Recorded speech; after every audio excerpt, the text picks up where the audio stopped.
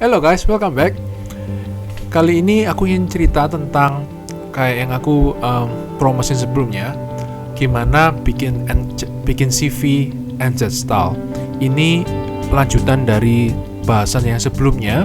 Kalau kalian lihat link di atas tentang gimana sih kalau mau dapat peluang dapat PR tanpa kuliah dulu di sini, yaitu bisa melalui apply kerja dari luar, dari Indonesia. Nah, video ini bahas tentang gimana untuk prepare-nya CV kita biar bisa cocok dengan style di sini. Let's get started.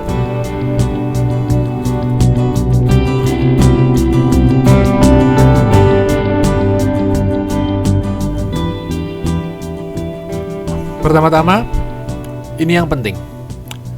CV di sini itu tanpa semua hal ini, tanpa foto, nggak menyebutkan gender laki atau perempuan, terus tanpa umur, tanggal lahir, tanpa agama, tanpa status nikah, juga tanpa desain CV atau pakai tulisan yang aneh-aneh. Nah, yang atas itu mungkin mikir, kenapa kok tanpa hal-hal yang di umumnya di Indonesia harus kan? Itu nggak tahu harus atau enggak ya, tapi sangat umum kan, kayak foto sering diminta, terus bahkan umur harus maksimal usia sekian, diutamakan perempuan atau laki, itu di sini nggak boleh. Itu jadi kayak apa istilahnya, diskriminasi. Nah, kalau employers ada kerjaan yang minta syarat-syarat gini, itu itu ilegal. Kalau dilaporkan bisa jadi repot tuh perusahaan. Jadi kayak hal-hal yang mungkin umum di Indonesia di sini jadi nggak boleh, jadi kayak tabu gitu. Itu bukan cuma di NZ sebenarnya sih, rasaku di kayak banyak negara barat kayak gitu, Australia sama, mungkin Amerika pun sama juga gitu. Itu yang paling penting, tanpa semua ini. Karena kalau kalian apply atau kasih CV-nya contains info kayak gini, mereka awal-awal sudah merasa agak nggak cocok, atau kalau ada saingan lainnya mereka kan mikir, yang familiar atau yang lebih sudah sesuai dengan style sini yang akan dipilih. Jadi yang langkah pertama, jangan cantumkan hal-hal ini. Nah, terus tipsnya apa dong? Yang pertama, kalau bikin CV itu yang singkat aja, 2 atau 3 halaman cukup, jangan panjang-panjang. Karena mereka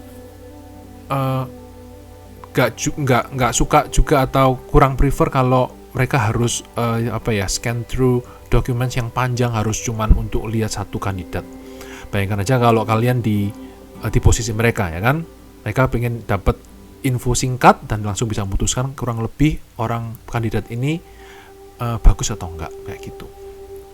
Terus yang kedua itu, pastiin kalau kalian punya profile LinkedIn yang up to date.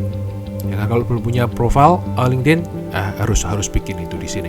Karena mereka hampir selalu akan ngecek dari website itu juga. Terus yang poin 3, waktu kalian bikin itu ya, mau ngeklaim satu skill atau attribute, jangan cuma bilang skillnya, tapi kasih contohnya. Misalnya gini ya, misalkan I'm working well under pressure, jangan cuma tulis gitu, tapi kasih contohnya. Misalnya waktu aku bekerja menghadapi production issue gitu, terus aku berhasil menanganinya dengan baik, bla bla bla. Kasih contoh, biarkan orang yang baca bisa menyimpulkan sendiri bahwa kalau kita punya skill itu. Terus yang keempat, kan cenderung kalau orang bikin CV itu sekedar tulis pengalamannya di kantor itu, di perusahaan tertentu, terus apa yang dilakukan saya gitu kan, list 1, 2, 3 gitu kan. Daripada kayak gitu, lebih baik fokus ke achievement. Selama kerja di sana, sambil berkarir di tempat itu, apa yang sudah di-achieve, itu yang harus dijual. Jangan cuma pengalamanku ABC. tapi waktu berkarir di sana apa yang sudah dilakukan yang bisa ditonjolkan. Kayak misalkan nih contoh yang paling gampang, misalkan kalau kayak sales ya kan, waktu aku di perusahaan A periode sekian sampai sekian aku berhasil menaikkan revenue bersekian persen dibanding tahun sebelumnya. Itu contoh konkretnya, achievementnya kayak gitu. Itu kan fokusnya misalkan untuk marketing ya kan. Tapi kalau di bidang kalian ya silakan, kalian mesti tahu contohnya kayak gimana. Terus berikutnya di sini kan pakai Inggrisnya Inggris British. Jadi spellingnya usahakan ini nggak oke sih, masih kalau misalkan kalian pakai Inggris Amerika pun nggak akan dijudge gimana. Cuman lebih baik, alangkah baiknya kalau kalian menggunakan spelling yang di sini dipakai. Misalkan bedanya apa sih? Kalau Amerikan pakai Z seringnya kan. Kalau di sini pakai S gantinya. Jadi misalkan recognize. Kalau di Amerika pakai ZE, di sini pakai SE kayak gitu. Terus spelling sama grammar itu penting banget ya. Pastiin kalian cek, minta orang lain untuk cek lagi CV-nya secara grammar, secara spelling sudah baik atau enggak. Mungkin enggak harus sempurna.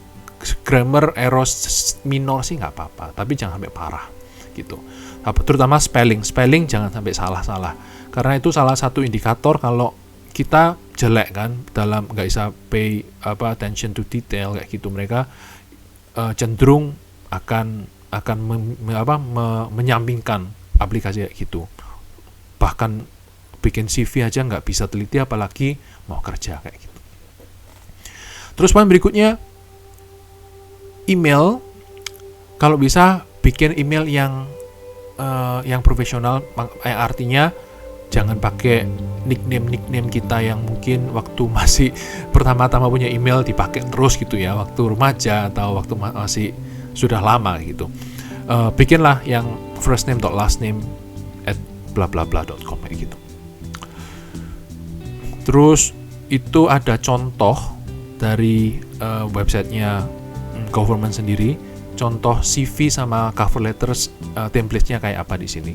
Nanti linknya kalian bisa lihat di description, bisa lihat konkret atau contohnya kayak gimana.